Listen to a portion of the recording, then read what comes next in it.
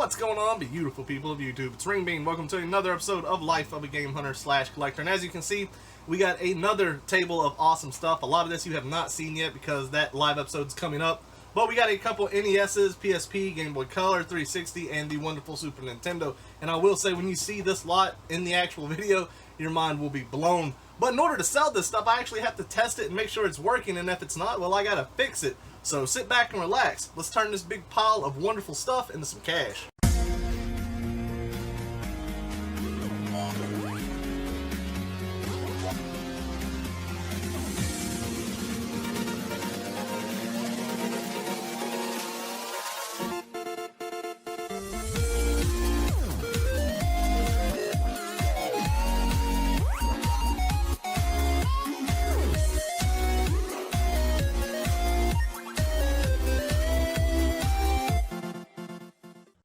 Alright guys, so first up we have a couple handhelds here.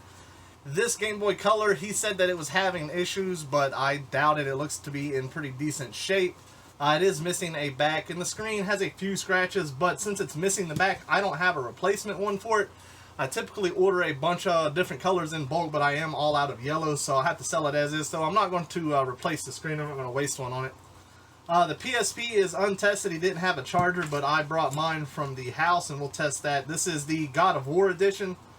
Very nice, and it has the actual battery cover. The battery is exploded in there. You can tell these batteries are notorious for this. They start to swell up, and it actually forces the gate open, which I guess is probably why a lot of people lose the backs. But you can order aftermarket batteries pretty cheap.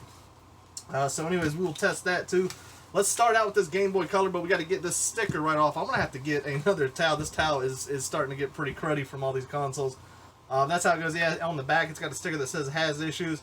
I don't have any fingernails, so I actually got to use something to pry stickers off. But these are the nice stickers. These stickers come off pretty easily, as long as you don't rip them, which apparently I am doing here.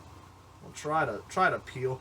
This actually came from someone who was very into games, so he didn't put the crappy stickers that you see that just completely disintegrate when you try to pull them off, and they leave so much residue behind. So that one came off fairly easily. I love that sticker right there just because it shows me how much. I actually didn't pay $5 for this. I paid probably around $3 for it after the bundle deal was said and done. But even for $5, it would be a great deal. So as long as it's working at least, which I'm assuming it's most likely going to power up here. Let's see. Alright, so now we got to grab a couple batteries and a game. I keep this covered, this copy of Donkey Kong Land. This is the nastiest game that I have for Game Boy Color, and I just use it as a test cartridge. I can't sell this. I've attempted to clean it, and this is as clean as it will get. It looks like it could become cleaner, but it really can't. I did an episode on that a while back. So let's see here. There's no corrosion in the terminals, which is good. There's a little bit on this side, but not enough to make a difference. Let's see. Do I get the red light? Red light comes on perfectly. Oh, it cut on. That was the volume. Typically, or not typically, but sometimes your speaker will go out in these units. Let's see. It did not load, though. Let's try again.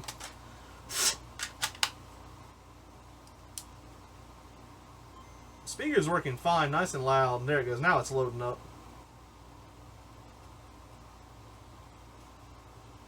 Huh. Appears to be working just fine. I can't argue that.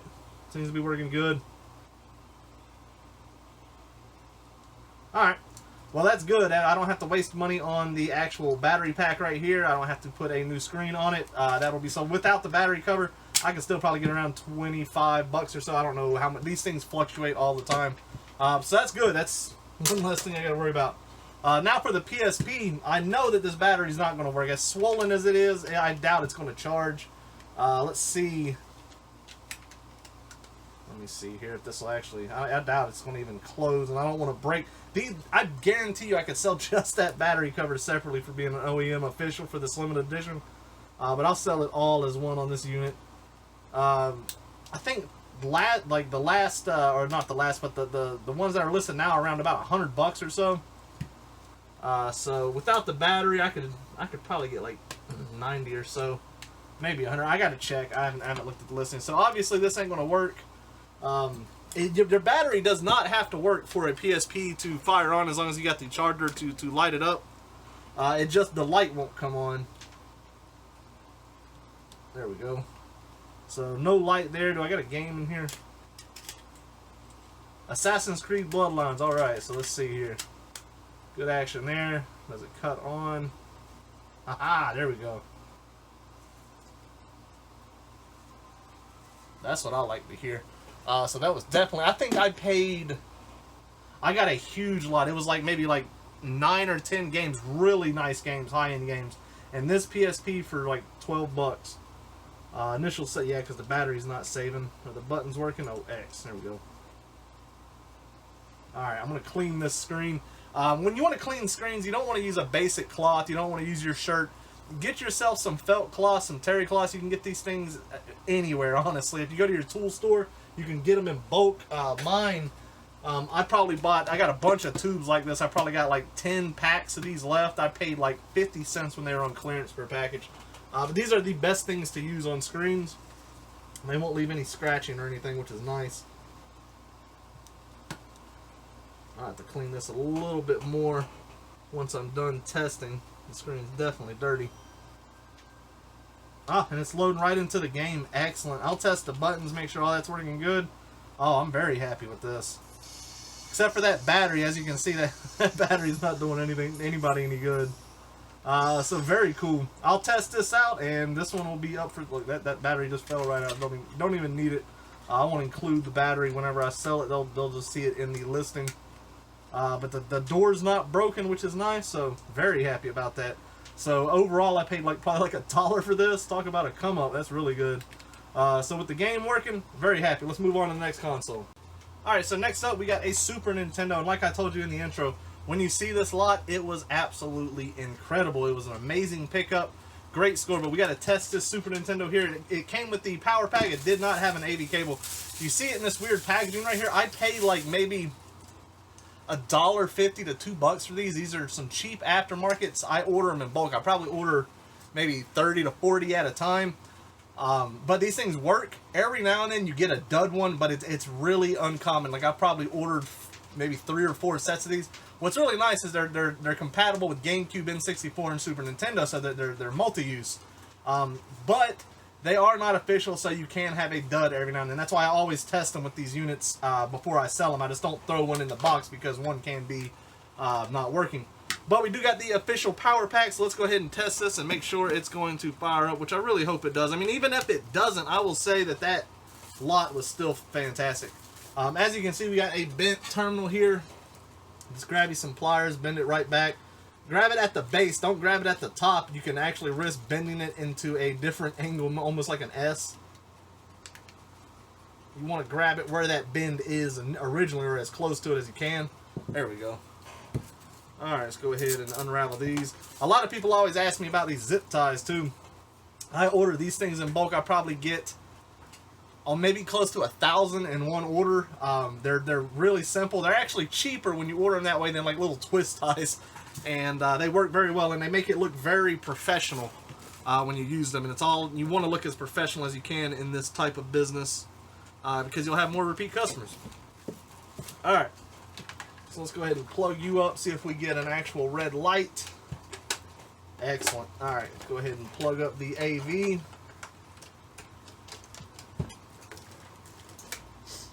I actually have an extension, which I'm sure a lot of people already know about, that allows me not to have to reach around this TV every single time.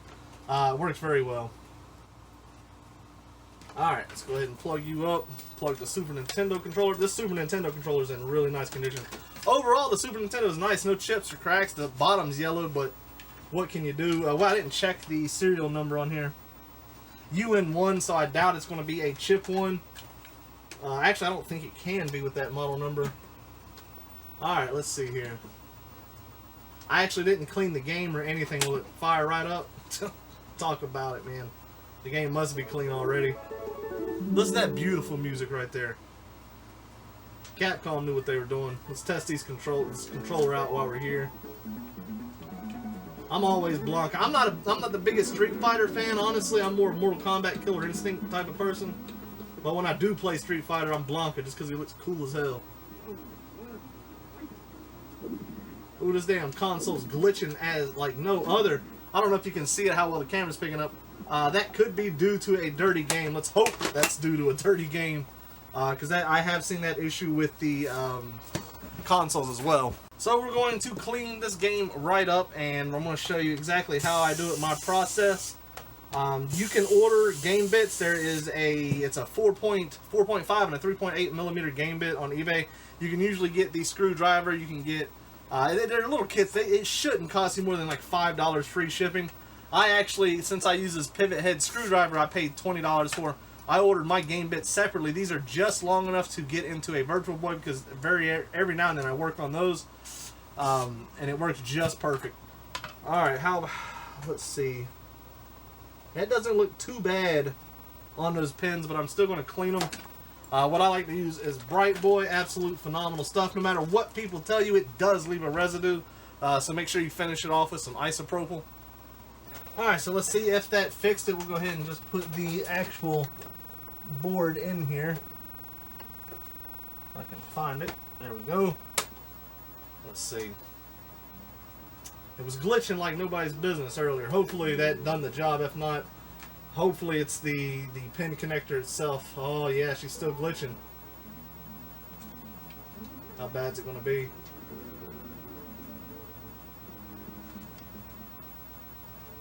Oof. That is rough. Alright.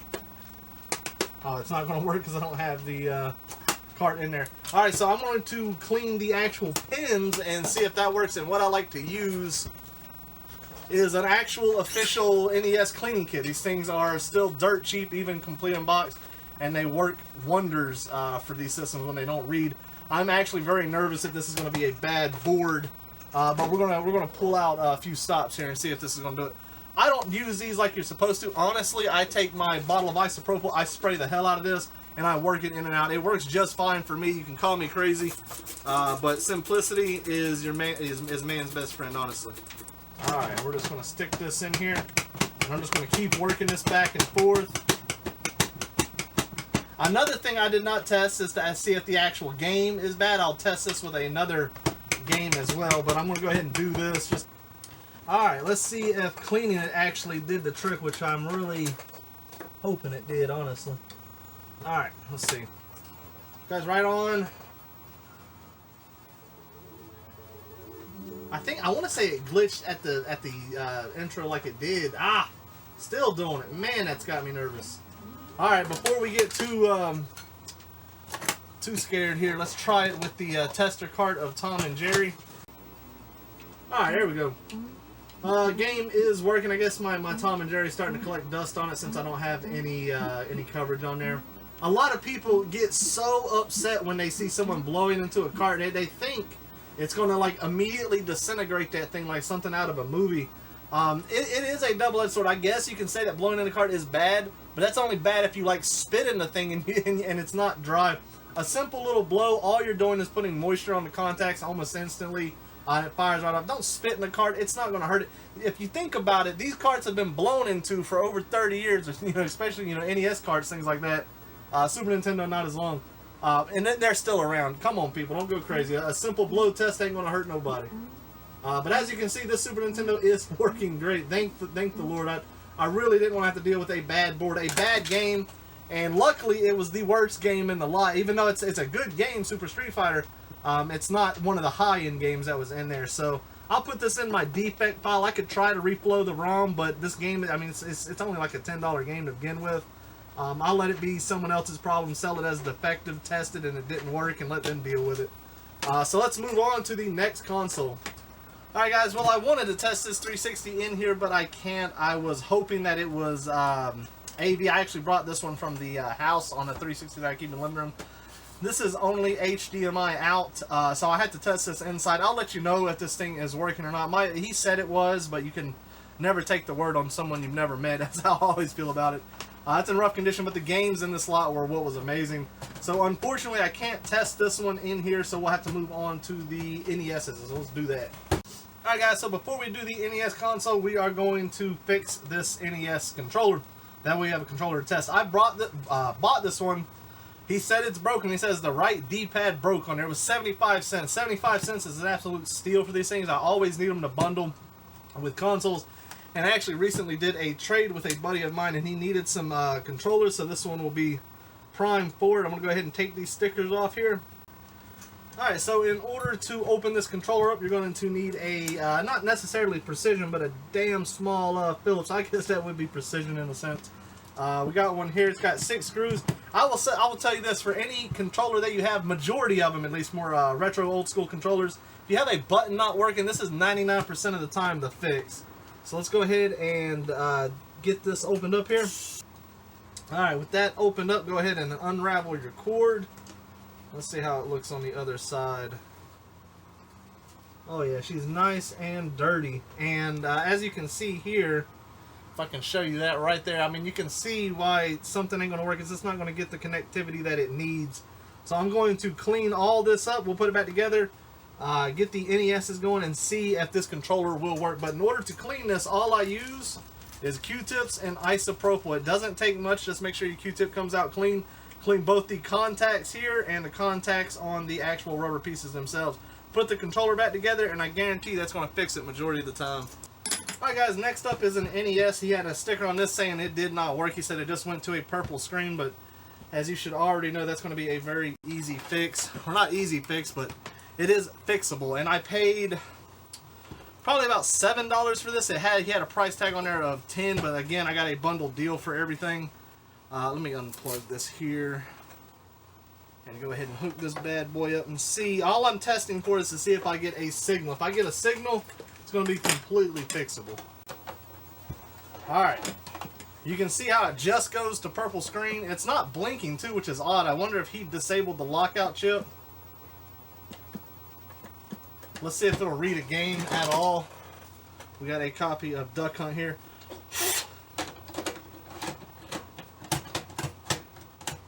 Locking down. I want to say you put an aftermarket pin. Yeah, it's got to be aftermarket. You can see I got a signal right here. Oh, I am not a fan of aftermarket. Oh yeah, that is terrible. And I want to say he disabled the lockout chip because we're not getting any blinking light.